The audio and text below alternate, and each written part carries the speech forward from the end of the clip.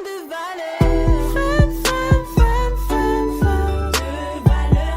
Femme, femme, femme, femme, femme au grand cœur. Femme, femme, femme de valeur. Femme, femme. D'accord.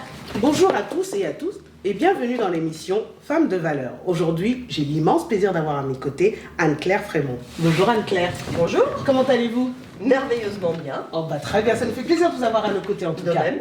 Donc là, on va parler de vous, on va un peu évoquer votre parcours. Donc avant tout, vous êtes mariée, mais avant de continuer, j'avais une petite curiosité. Vous êtes mariée à Las Vegas, mais pourquoi? Bonne question. Je ne dirais pas. Ah zut. Non, c'est parce que j'ai un mari qui est un amoureux des États-Unis. Et entre autres Las Vegas parce qu'il y a son frère de cœur et qu'il y va tous les ans depuis des années. Et c'est une idée qu'il m'a soumise quand il m'a fait sa déclaration de demande de mariage et qui m'allait bien parce que pour être allé à pas mal de mariages et ayant vu les mariés ce jour-là passer leur temps à courir à droite à gauche et pas vraiment profiter de leur journée, j'avais envie, si je me mariais, que ce soit notre journée à nous, qu'on en profite. Et du coup on est partis se marier tous les deux à Las Vegas avec nos deux témoins et on a passé une très belle journée et on a bien profité de notre mariage. Bah, ça a été Voilà. une bonne idée en tout cas. Ce mariage a pu être enregistré dans les registres français? Oui, bien sûr. Alors, il y a 25 ans, c'était moins simple qu'aujourd'hui, mais on s'est renseigné, on a pris tous les papiers qui allaient bien et on est allé faire valider ce mariage au consulat de Los Angeles et on a reçu notre livret de famille à peu près 2 mois après à D'accord. la maison. Bah, très bien, merci pour la réponse. Donc je disais que vous êtes mariée, mère de 2 enfants. Vous êtes également sapeur-pompier professionnel, ancienne maître nageur, championne nationale et internationale de hockey subaquatique et ancienne candidate aux élections municipales de la ville d'Éclé-sous-Bois dans les Yvelines. Waouh, ça fait beaucoup. Si vous le dites. En tout cas, nous allons prendre le temps de revenir sur votre parcours tant professionnel que personnel et aussi de découvrir vos valeurs.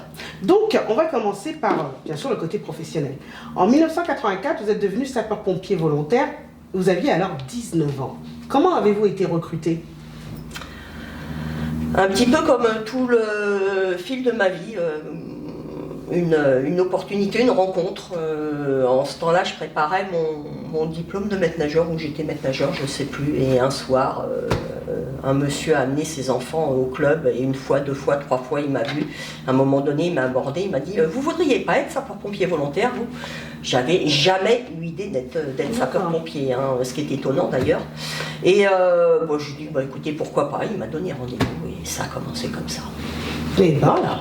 jusqu'à quel âge peut-on d'ailleurs devenir sapeur-pompier volontaire? Alors, il me semble qu'il faut prendre son premier engagement avant 55 ans ou 56 ans. Ah oui, si tard que ça, je pensais Ouais. qu'il y avait... Ah d'accord, vous Et avez dit on- qu'un peu plus tôt, oui. Non, et on peut D'accord. être pompier volontaire jusqu'à 60 ans ou 62 ans avec accord. Bon, vous avez entendu, il n'est pas trop tard en fait. Hein. Vous étiez alors l'une des premières femmes sapeurs-pompiers. Comment se sont passés vos débuts? Alors, compliqué, non, parce que j'étais, je pense, une des premières femmes sapeurs-pompiers volontaires. On rentre, comme vous disiez, dans un monde de machos, c'est pas une légende. Et rien n'est fait pour nous, en fait. D'accord. Et on est toute seule, puisque première, on est toute seule. Donc moi, j'avais la grande chance déjà d'avoir vécu dans une fratrie avec 3 frères, donc j'avais l'habitude des hommes. Un monde de la natation où il y a pas mal d'hommes. Oui, aussi. Donc c'est pas ce qui m'a posé problème, mais ce qui peut poser problème, c'est qu'en fait, il faut faire vos preuves en permanence. Ah, Voilà. Puisque vous êtes seul, vous êtes regardé, vous êtes jugé, donc il faut tout le temps être au top niveau et faire vos preuves. Et une fois que vous avez fait vos preuves, ça va.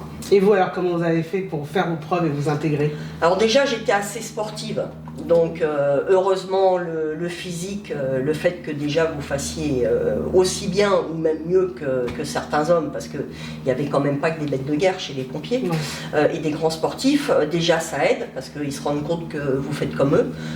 Et puis j'avais en effet habitude à être en contact avec des hommes, donc ça m'a pas vraiment posé de Pas problème. plus que ça, Voilà. d'accord. Aujourd'hui, il y a beaucoup plus de femmes, heureusement, qui ont intégré les sapeurs-pompiers, je pense près de 18%. Mais est-ce que les règles de recrutement ou d'épreuves sportives ont été reconsidérées justement pour s'adapter aux femmes? Bon, tout a été reconsidéré. Déjà, les règles pour passer le concours, quand j'ai passé le concours, il y avait quand même des barèmes féminins. D'accord. Mais par contre, on faisait une formation initiale d'adaptation à l'emploi. Et pendant cette formation initiale qui durait 4 mois, il y avait des barèmes masculins et c'était basé sur de la gymnastique avec des agrès masculins. Ah oui. Voilà, donc de la gym au sol masculine, des barres parallèles masculines, et c'est là où on se rend compte qu'on n'a quand même pas la même musculature, et ça c'était pas évident. Maintenant, bien évidemment, ça a été reconsidéré, les femmes ont leur barème, ce sont des épreuves sportives maintenant qui sont adaptables et adaptées aux femmes et aux hommes, et puis c'est surtout aussi dans les casernes, maintenant c'est le luxe, c'est l'hôtel, les femmes ont leur chambre, ont leur sanitaire, ça a bien évolué. Ça a bien évolué. Ouais. Ah bah tant mieux. Plus tard, suite à la réussite d'un concours, vous êtes devenu SPP, qui veut dire sapeur-pompier professionnel, et recruté par le SDIS, Service départemental d'incendie et de secours. Ensuite, vous avez évolué pour devenir adjudant-chef et chef de garde à la caserne. Pourquoi ne pas avoir voulu passer officier après avoir tant monté? Ben parce que justement, quand on passe officier, je dis toujours, on change de métier en fait. On ne monte plus dans les camions, on n'est plus dans les casernes. Et moi, ce que j'aime, c'est venir prendre des gardes le matin pendant 24 heures. Chef de garde, ça me permet aussi d'avoir des responsabilités et d'adapter la journée comme je l'entends et comme je le veux, mais de toujours monter dans les camions et d'être entre guillemets toujours pompier de terrain. Et c'est comme ça que je vois, moi, le métier de pompier. Donc il y a des pompiers de terrain et puis il y en a d'autres qui en fait ne vont jamais sur le terrain, c'est ça? En fait, plus on monte et moins on est sur le terrain. Quand on est officier, on n'est plus dans les camions. Ils ont des gardes, mais ils viennent en petite voiture pour gérer les interventions un peu plus importantes. Et après, plus on monte dans les officiers, plus on gère les interventions de loin. Et on est plus dans l'organisation et le structurel et le côté administratif du pompier. Très bien. Le métier de sapeur-pompier est assez difficile physiquement et psychologiquement. Comment avez-vous géré ces aspects-là? Physiquement, je suis sportive, donc ça ne m'a pas posé de problème. J'ai une hygiène de vie et je fais du sport quasiment tous les jours. Psychologiquement, c'est vrai que c'est compliqué. Surtout quand j'ai commencé il y a 25 ans, il n'y avait pas de structure psychologique. Aujourd'hui, on peut faire appel, quand il y a des interventions difficiles, il y a une équipe de psy qui peut venir sur place. On peut faire appel au psy quand on rentre à la caserne. Donc c'est vrai qu'il y a des interventions, je ne sais pas pourquoi vous avez des interventions qui vous touchent plus que d'autres et vous vous en rappelez tout le temps, vous les avez dans un coin de votre tête et ça revient régulièrement. Après, on se forge une carapace, heureusement, parce que sinon c'est un métier qu'on ne peut plus faire. On a un rapport avec la mort qui est différent. Nous maintenant, aujourd'hui, voir un mort... Voilà, pour nous ça fait partie du métier, donc voilà, on se forge une carapace et puis si on fait ce métier-là, il faut quand même être capable en effet de se la forger et puis de vivre des choses qui ne sont pas faciles. Ah, c'est clair, ça ne doit pas être facile du tout. Et qu'est-ce que vous avez le mieux vécu dans votre profession et ce que vous avez le moins bien vécu en termes de situation sur terrain? Alors le mieux vécu, il y a plein de belles choses. Déjà, le fait de se dire qu'on est utile et puis qu'on aide les personnes, moi ça me va bien, même que des fois on les sauve. Donc ça c'est plutôt le côté positif et même des fois on aide des mamans à faire naître leur enfant, on fait des accouchements et ça c'est un des super bons côtés du métier. Le plus mauvais, c'est déjà quand vous faites une intervention qui touche quelqu'un de votre famille, parce que ça peut arriver, ça m'est arrivé, et aussi les interventions sur les enfants. Que vous ayez des enfants, et surtout après quand vous en avez, et heureusement, parce qu'on se dit on se forge une carapace, mais à un moment donné, heureusement que ça nous touche tout le temps, on s'y habitue pas. Je me rappelle quand j'ai commencé le métier de sapeur-pompier, c'était la période où on faisait encore dormir les bébés sur le ventre et on Oui. faisait des morts subites du nourrisson. C'est vrai J'en qu'il y a faisais eu- plusieurs fois par an. Et ça, je crois que je me rappellerai toute ma vie. Vous arriviez, vous saviez qu'il n'y avait rien à faire, mais il y avait la maman, le papa qui était là. Donc vous faisiez du cinéma parce que vous ne pouviez pas leur dire comme ça tout de go que leur bébé était parti. Et ça, je crois que c'est ce que j'ai le moins bien vécu. Et je suis bien contente qu'il y ait eu des évolutions parce que force est de constater qu'aujourd'hui, on n'en fait pratiquement plus. Et tant mieux. C'est vrai, c'est vrai. Alors, ça, c'était le côté carrière, parce que vous êtes toujours sapeur-pompier. Hein. Maintenant, on va passer un peu à tout ce qui est parcours personnel. Vous avez un diplôme de maître nageur sauveteur. Et en 1983, vous avez passé le brevet d'éducateur sportif, activité de la natation. Pourquoi avoir voulu devenir maître nageur d'abord? Parce que j'adore le sport, parce que j'avais pas vraiment envie de faire d'études. Et je faisais pas mal de natation et je me suis dit, ben voilà, pourquoi On pas. continue. Voilà, pourquoi D'accord. pas, natation, entraîner les autres, entraîner les enfants au scolaire, ça me plaisait bien. Donc, D'accord. Entre la surveillance des baigneurs et l'enseignement de la natation, vous découvrez en 1985 le hockey subaquatique. Pouvez-vous nous expliquer ce que c'est? le hockey subaquatique, ça a encore été une rencontre, une rencontre absolument pas prévue et un sport que j'ai découvert. À force de faire des longueurs en piscine, j'en avais un peu marre. Et puis je me suis rendu compte que c'était un sport collectif qui se faisait en piscine, mon milieu, avec des palmes, un masque, un tuba, en apnée. On avait une crosse et puis on jouait au fond du carrelage. Ce que j'ai apprécié dans ce sport collectif, c'est qu'en fait, on ne pouvait pas s'engueuler. Ah, c'est sûr. Parce que quand on remontait, déjà, il fallait continuer à regarder ce qui se passait en dessous et on récupérait et pas longtemps, donc on n'avait pas le temps de s'engueuler. Et ça, j'ai apprécié un sport collectif où on passe pas son temps à s'engueuler, où on joue et après on se dit les choses. Et puis pour moi, j'aimais bien parce que c'est un sport physique qui était dans mon milieu, dans un milieu que j'aimais bien. D'accord, c'est marrant parce que c'est un sport, j'en ai parlé un peu dans mon entourage, très peu le connaissent en fait, il est très peu connu ce sport. Ça vient d'où à la base en fait C'est un sport qui vient des anglo-saxons, du Canada, de l'Australie. C'est un sport qui est très connu et très prisé là-bas. D'accord. Et puis en France, c'est pas un sport médiatique. Puis en France, à part le football, un petit peu le rugby, et voilà, il n'y a pas grand-chose comme sport. C'est ça, effectivement. Mais ça, pourtant, ça gagne à être connu, hein, c'est dommage. Donc, vous avez alors intégré l'équipe de France de hockey. Pouvez-vous nous parler de cette expérience qui a duré 10 ans et au cours de laquelle vous avez remporté de nombreux titres? Ouais, ça a été une super période de ma vie.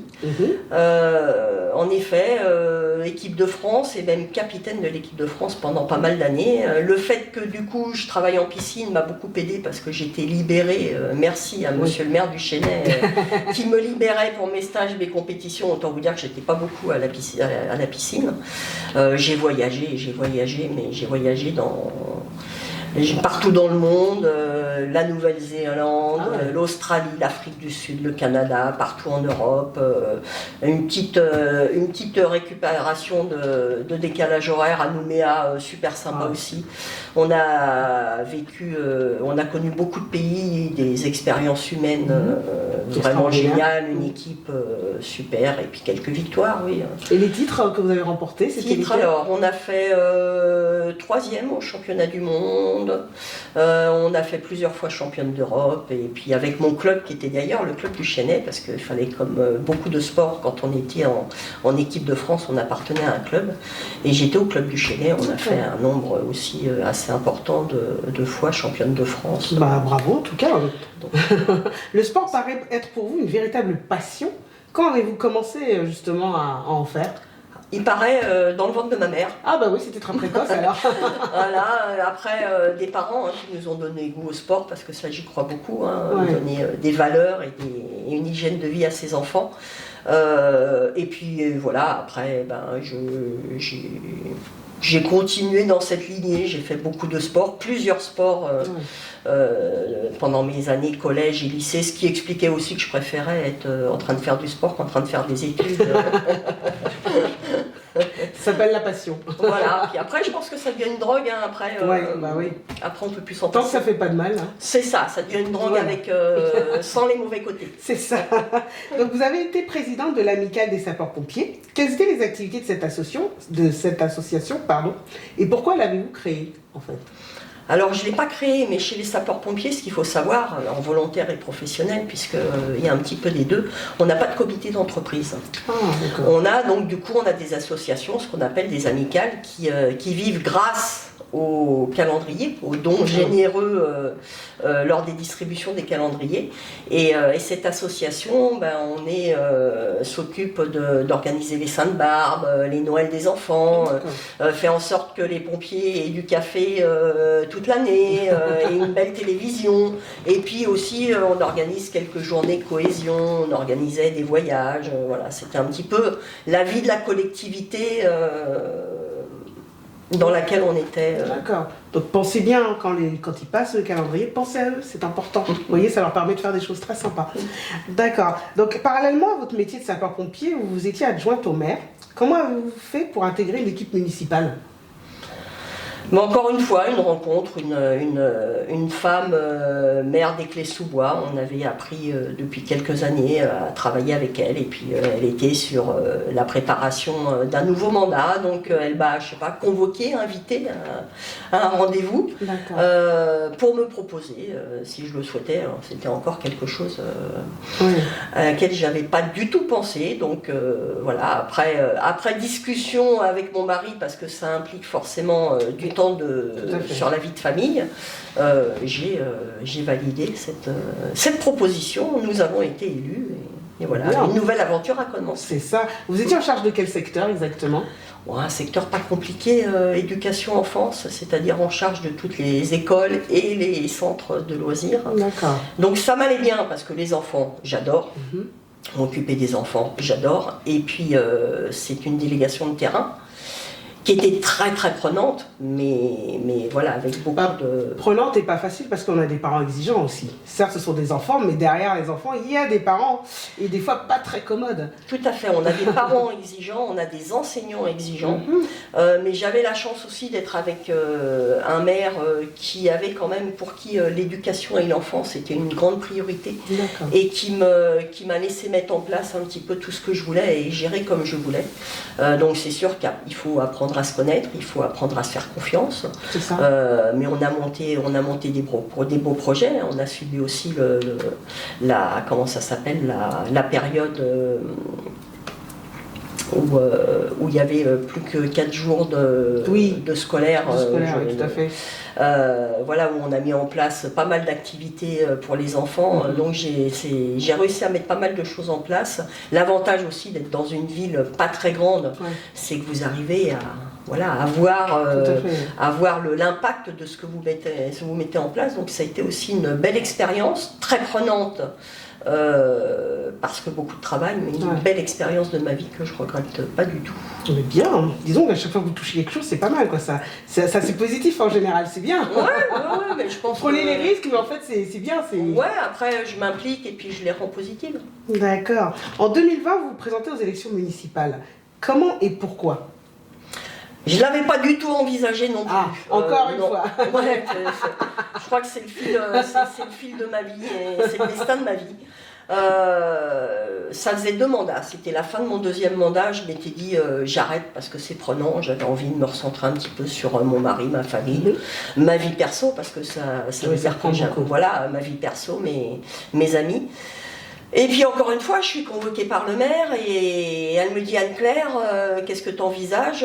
Je lui dis moi je pense que je vais arrêter là. Ouais, mais pourtant je te verrais bien prendre la suite parce qu'elle avait dit je ferais 2 mandats, j'en ferais pas 3. D'accord. Parce que voilà, elle me donne mes points positifs, mes points négatifs.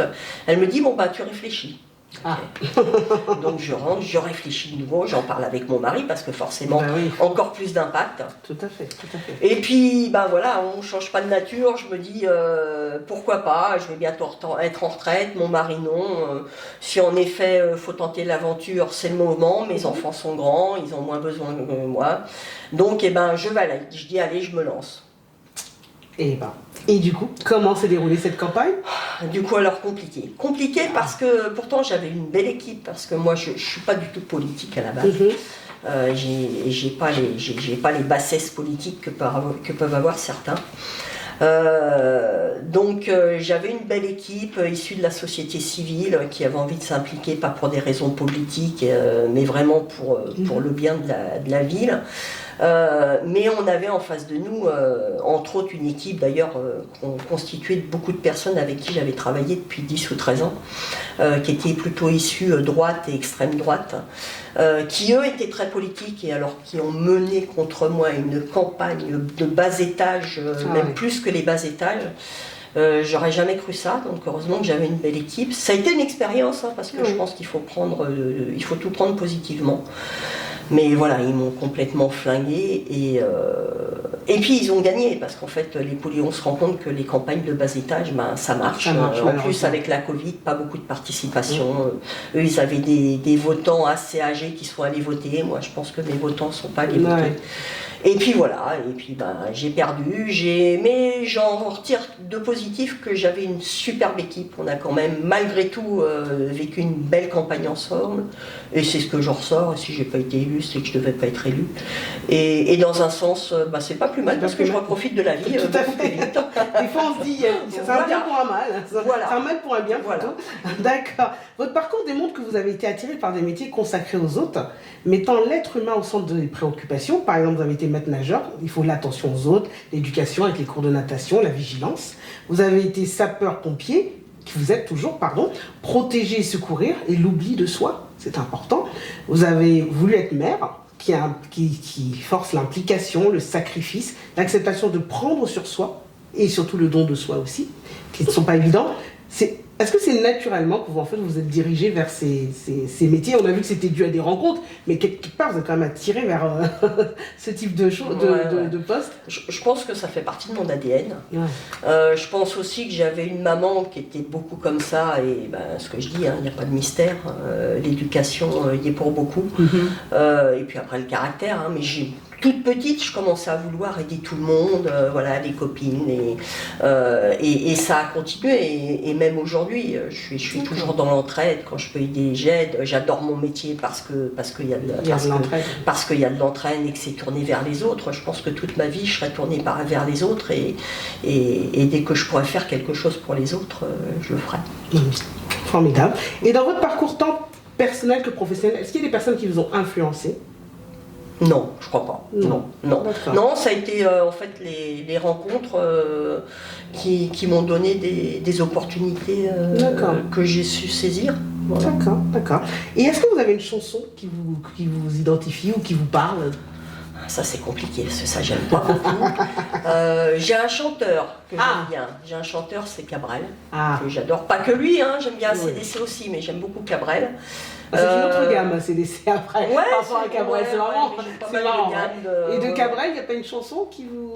Une qui me ressemble et que j'aime assez, qui est assez en rapport avec ma vie, c'est La Robe et l'échelle, par exemple.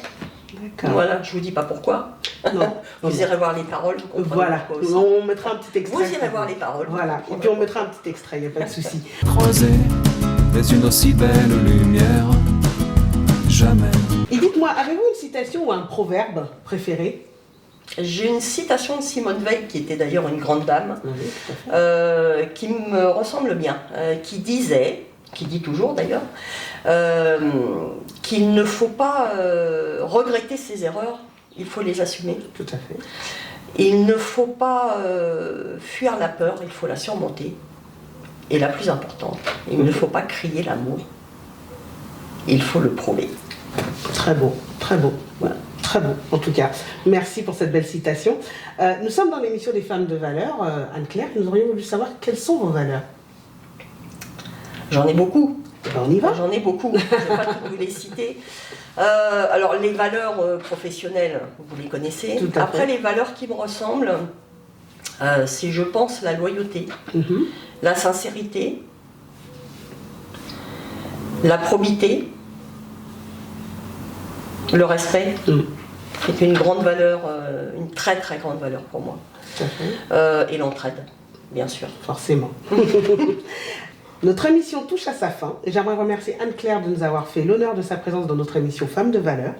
Merci d'avoir partagé votre expérience. Merci d'être cette femme si dévouée aux autres, mettant en première ligne le service aux autres, le respect et surtout l'être humain. En tout cas, nous, on avait une petite surprise pour vous, parce qu'on n'aime pas Oula. laisser partir notre petite dame sans rien. Donc voilà, c'est ce qui est pour vous. Vous Oh, regarderez merci. tranquillement un peu plus tard. Merci beaucoup. Voilà. Merci beaucoup. Merci aux auditeurs qui nous ont suivis. Nous vous donnons rendez-vous prochainement avec une autre femme de valeur. Je finirai en citant une phrase de Anne-Claire, que j'ai beaucoup aimée lors de sa campagne, et qui a beaucoup de sens, où elle disait « Nous devons réapprendre à vivre les uns avec les autres, et non les uns à côté des autres ». À très bientôt. Au revoir.